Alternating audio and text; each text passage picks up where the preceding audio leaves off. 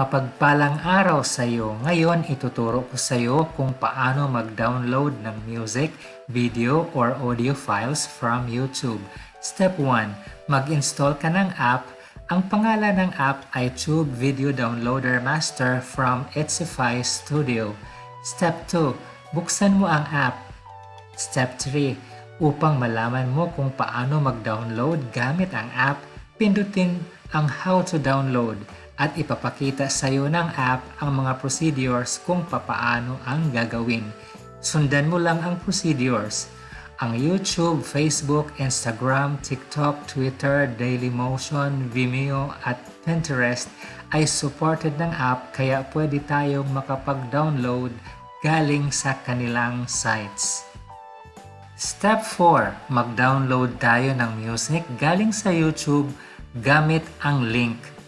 Sundan ang video na ito upang iyong matutunan kung paano kopyahin ang link galing sa YouTube.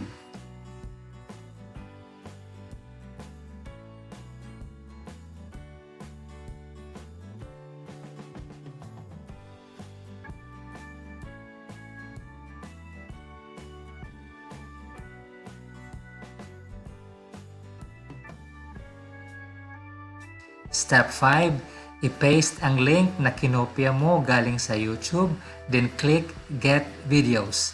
Step 6. From the video result, select the video according to your choice and click Download. Step 7. Mamili ka kung anong klase ng file ang kailangan mong i-download. By default, nakaselect na ang video file. Kung gusto mo ng audio lang, click on Audio, then click OK to download. Hintayin mo ang pag-download at ang downloaded file ay automatic na masisave sa iyong phone gallery. Ngayon, ituturo ko sa iyo ang pangalawang paraan sa pag-download ng music from YouTube na hindi na tayo lalabas sa app at hindi na tayo mag-copy-paste ng link. Step 1. From the home screen ng app, pindutin ang YouTube. A window will open. Do you want to browse YouTube videos? Pindutin mo OK. Step 2. Sa search bar, i-type mo ang gusto mo na music na i-download. Ako, for example, i-type ko ang Endless Hallelujah na music and click Enter. Step 3. From the video search results, mamili ka kung alin ang gusto mo na i-download.